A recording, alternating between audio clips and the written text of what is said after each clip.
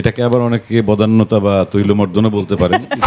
অল্প অল্প বয়সে আমাকে ভাবতো যে তুই শুধু এই সিনিয়রদের সঙ্গে মানে বোঝাতে চান যে বুড়া বুড়িদের সাথে তোমরা আর একটা হচ্ছে আসলেই মানুষ, সেটার জন্য শুধু অভিজ্ঞতা দেওয়া হয় না, তার মেধা, মনন, চর্চা, শিক্ষা দীক্ষা, আচরণ। এখন এগুলো কোত্থেকে শিখবো? সবাই তো আর আমাদের বাড়িতে এসে ক্লাস করাবে না, বা আমি কোনো প্রতিষ্ঠানও নেই যে আমি আমার অভিনয়ের পাশাপাশি আরো কিছু শিখতে চাই। সেই শিক্ষাটা কি? শুরুর দিকে আফজাল হোসেন পর্দায় দেখতাম, মানে স্বপ্ন একটা নায়ক। তারপর একটা সময় তোমরা সুযোগ পেলে একসাথে কাজ করার। পর্দার বাইরে আমাদের বড় ভাই, বন্ধু, কিভাবে পেলে এই মানুষটাকে জীবনে? প্রথম কথা হচ্ছে যে আবারও শুভ জন্মদিন। আমার খুব ভয় লাগছে। হায়াত ভাই, আফজাল ভাই, ওনাদের সামনে মানে আমি কি ধরনের কথা বলবো এবং সেটা উদ্ধত্ত হবে কিনা সেটা আমি জানি না, কারণ ওনাদের সামনে কথা বলার মতো যোগ্যতা ব্যক্তিগতভাবে মনে করি আমার নেই।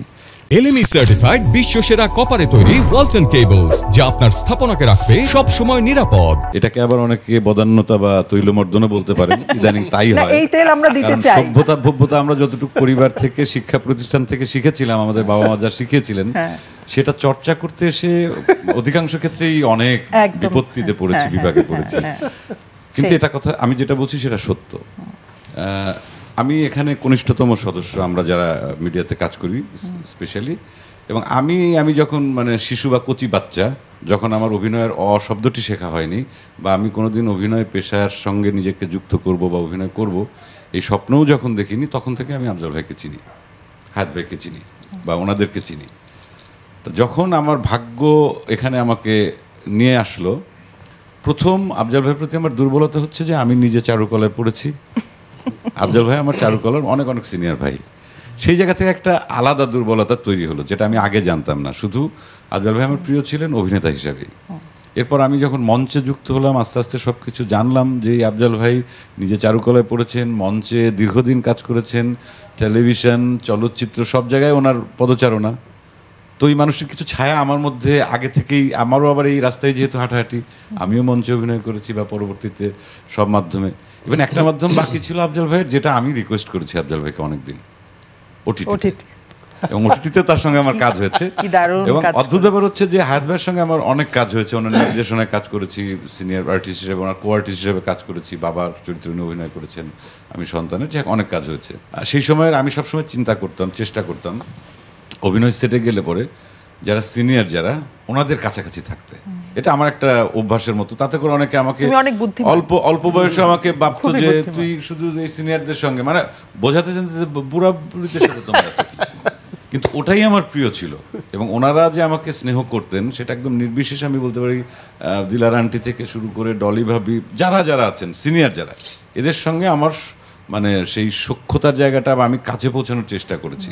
এবং একটাই মাত্র কারণ, সেটা হচ্ছে ওনাদের কাছ থেকে কিছু শেখা, শুধু অভিনয় শেখা না। মানে ওনারা যে বড় অভিনেতা হলেই তো হয় না। বাংলাদেশে তো বিভিন্ন পেশায় অনেক বড় বড় পরিচিত মানুষ আছে। এক হচ্ছে পরিচিত মানুষ, আর একটা হচ্ছে আসলেই মানুষ।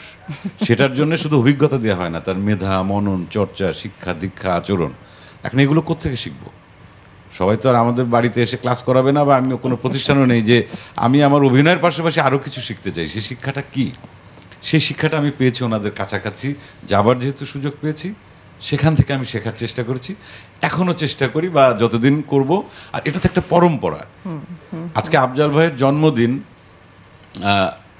এটা আমাদের জন্য কিন্তু অনেক বড় কিছু। আজকে আমরা ইন্ডাস্ট্রিতে যারা কাজ করি, বা হাল আমলের যাদের 10 মিলিয়ন 20 মিলিয়ন ফ্যান্স, ফলোয়ার, অমুক তমুক, এটা সেটা আছে, তাদেরকে আমি রিকোয়েস্ট করব, পরম্পরাকে আসলে ভুলে যাওয়া ঠিক না। তাদের কাছ থেকে অনেক কিছু শেখার আছে, শুধু অভিনয় না। আজকে আমরা যে জায়গায় দাঁড়িয়ে কাজ করছি, এই জায়গাগুলো আসলে ওনাদের হাতে তৈরি করা। আমার কাছে মনে হচ্ছে আজকের দিনটা সত্যি বিশেষ হয়ে উঠেছে, কারণ হায়াত কাকা, আবুল হায়াত, আফজাল হোসেন হয়ে চঞ্চল চৌধুরী, মানে আমি যদি অভিনেতা ধরি, পুরুষ অভিনয় শিল্পী ধরি, এইরকম একটা উজ্জ্বল, নিজেকে বাদ রেখো না কিন্তু, হ্যাঁ না না, যখন নারীদেরকে ধরবে নিজেকে বাদ রেখো না। তুমি যে একজন অত্যন্ত সুঅভিনেত্রী, এটা বারবার আজকে ভুলিয়ে দিও না, উপস্থাপনা করতে বসে। এখন সেটা মনে হচ্ছে, আমি দেখছিলাম মুগ্ধ হয়ে তাকিয়ে দেখছিলাম কি সুন্দর বাচন ভঙ্গি, শব্দ চয়ন।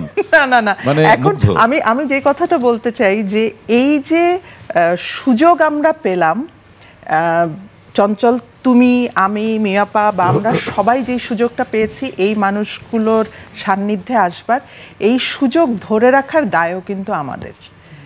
এবং সেটা তুমি বললে তুমি কনিষ্ঠতম এখানে, কিন্তু উজ্জ্বলতম এই মুহূর্তে। কাজে আমরা খুবই খুশি যে তুমি আজকে এসেছো, কিন্তু তুমি নিজের ফাঁদে নিজেই পা দিয়েছো। তুমি বলেছো যে তুমি চারুকলার ছাত্র, সামনে একটা কাগজ আছে, কলম আছে, আজকের দিনে একটু দুটো লাইন তোমাকে টানতেই হবে। আচ্ছা, টানতে না, আমি টেনে নিয়ে আসছি, আমি সেটা দেখিয়ে দিই, কারণ ওটার আকার জন্য আমি দেখেছি, ভালো করে জানেন, সেটা আমি দেখেছি।